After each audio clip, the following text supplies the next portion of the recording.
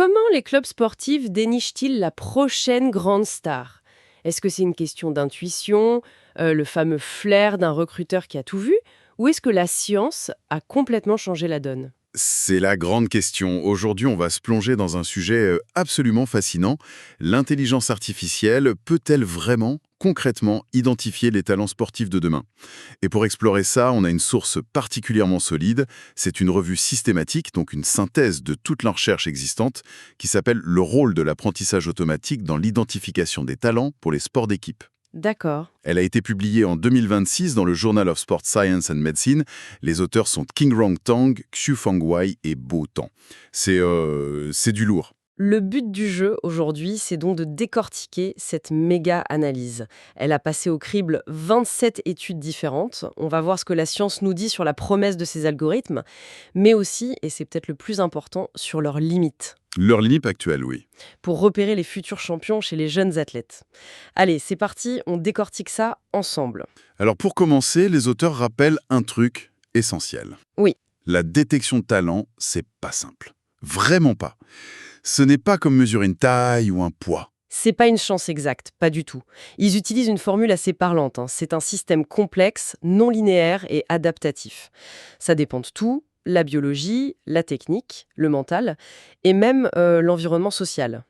Et c'est là que les méthodes traditionnelles, l'œil du recruteur, montrent leurs limites, j'imagine. Exactement. Et elles se heurtent à des biais qui sont maintenant très très bien documentés. Le premier, et le plus connu, c'est le biais de l'âge relatif. Ah oui, le fameux. L'article le rappelle avec force. En gros, les athlètes nés en début d'année de sélection, janvier, février, sont systématiquement surreprésentés dans les équipes d'élite. Une méta-analyse citée le prouve sans l'ombre d'un doute. On imagine tout de suite le tableau. Le jeune né en janvier qui a presque un an de plus que celui né en décembre. À 12 ans, cette différence est colossale.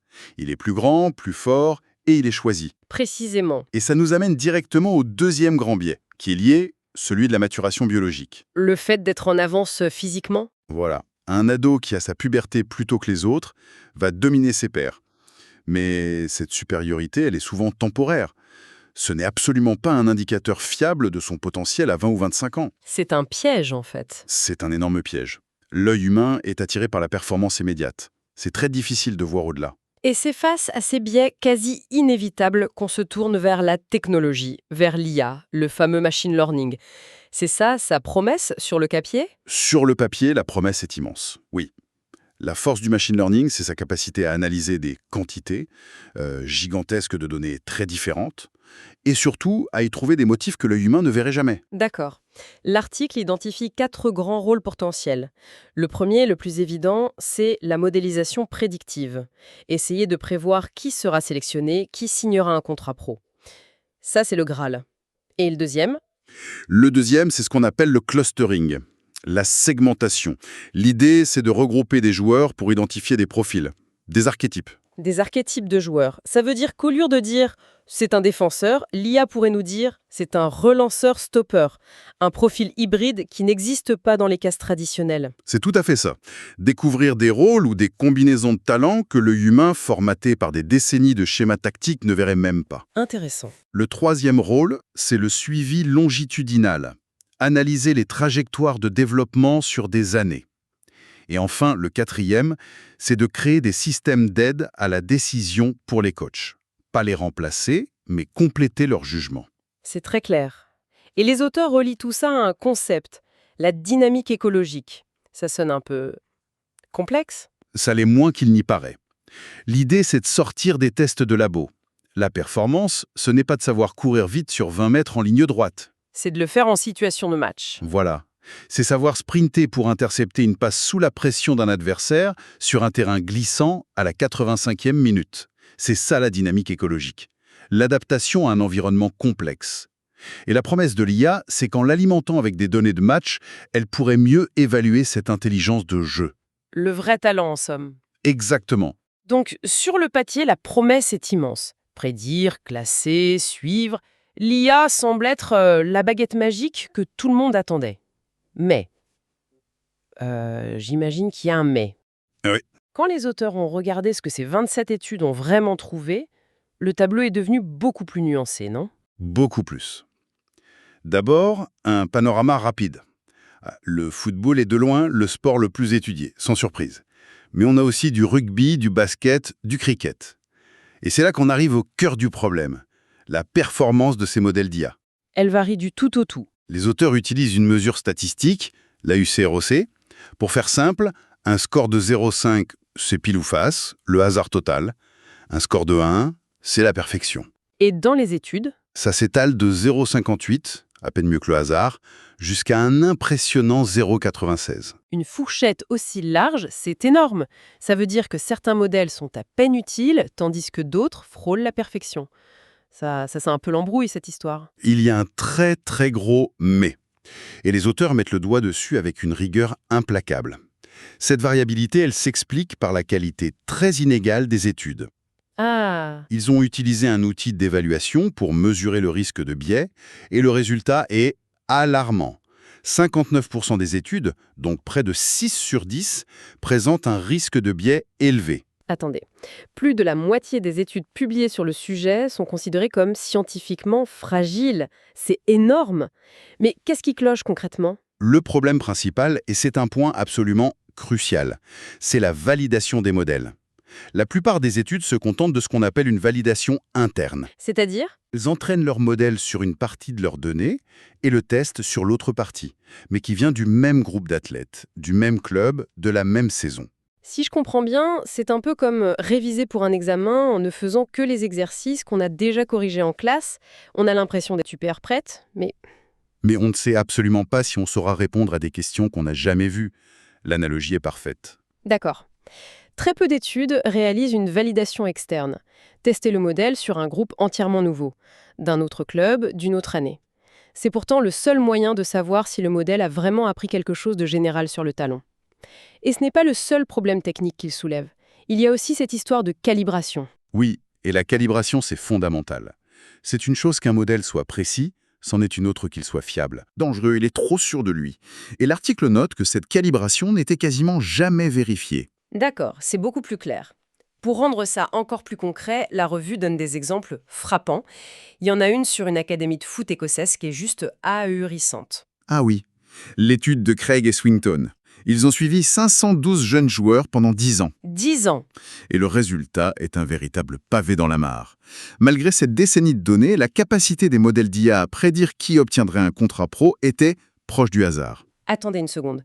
Ça veut dire qu'on a 10 ans de données, des tests de vitelle, de détente, tout cet investissement pour que l'algorithme nous dise au final qu'il n'en sait pas plus que si on tirait à pile ou face. C'est à peu près ça. C'est absolument dingue. Mais alors, est-ce qu'il a trouvé quelque chose de... Oui, et c'est là que ça devient fascinant et terrible à la fois. Le facteur le plus prédictif et de très loin n'était pas une qualité athlétique. Non, c'était quoi? C'était l'âge relatif. 50% des contrats professionnels sont allés à des joueurs nés dans le premier trimestre de l'année. C'est une blague? L'IA n'a pas trouvé le talon, elle a trouvé le biais du système. C'est plus que dingue. C'est une critique cinglante de tout le système. L'IA a agi comme un miroir, et l'image qu'elle renvoie est celle d'un système qui récompense l'avantage physique temporaire lié à la date de naissance. D'accord, mais c'est peut-être un cas extrême. Il y a d'autres exemples, comme cette étude en Bundesliga avec presque 14 000 joueurs. Ça doit être plus fiable, non? Plus fiable, oui. Le modèle a montré que les compétences physiques étaient importantes, mais aussi que des facteurs psychologiques jouaient un rôle. Donc il a capté plus de nuances. Mais même là, la capacité prédictive du modèle est qualifiée de modérée. Modéré, bon, c'est déjà mieux que le hasard. Est-ce qu'on n'est pas un peu trop exigeante? Un recruteur humain, il est à combien sur cette échelle? C'est une excellente question, et ça montre tout le dilemme. Est-ce que mieux que rien est suffisant pour prendre une décision qui va impacter la vie d'un jeune de 15 ans? Probablement pas. Et ça nous amène à un autre usage de ces modèles, peut-être plus intéressant. Le diagnostic du système. L'étude sur de jeunes joueurs de cricket est très révélatrice. Qu'est-ce qu'elle a montré? Elle a montré que la sélection était liée à la performance, bien sûr, mais aussi à des facteurs socio-culturels, comme avoir des frères aînés, et même à l'origine ethnique. On en revient donc toujours à cette question cruciale. Si les données qu'on donne à manger à l'algorithme sont le reflet des biais du passé, alors l'algorithme va simplement apprendre à reproduire, voire à automatiser, à amplifier ces mêmes biais. C'est l'enjeu fondamental. On risque d'institutionnaliser l'inégalité sous un vernis d'objectivité technologique. Alors après ce tour d'horizon assez décapant, Quel faut-il en conclure? Quel est le verdict des auteurs? Leur conclusion est très claire et très prudente. À l'heure actuelle, l'apprentissage automatique doit être vu comme un outil d'aide à la décision. Un outil, pas un oracle, et surtout pas un remplacement des entraîneurs. Donc on est loin du scénario à la Moneyball où l'ordinateur a toujours raison. Très loin. Il peut aider au dépistage, objectiver une analyse, attirer l'attention sur un profil, mais il ne donne pas de réponse définitive. L'article doit donc insister sur ce qu'il faut faire pour que ces outils deviennent un jour plus fiables. Absolument. Premièrement, il faut des bases de données beaucoup plus larges, et surtout longitudinales. Il faut suivre les athlètes sur de très longues périodes. Deuxièmement, j'imagine cette fameuse validation externe. Elle est non négociable. C'est le test ultime. L'article parle même de validation écologique. Tester un modèle entre différents clubs, différents pays, voir s'il tient la route. Et le dernier point, qui me semble le plus important, après tout ce qu'on a dit sur les biais, c'est la transparence et l'équité. Les auteurs proposent qu'ils appellent un cadre minimal d'équité. L'idée est simple. Avant de déployer un modèle, il faut l'auditer, vérifier qu'il n'est pas biaisé. Exactement.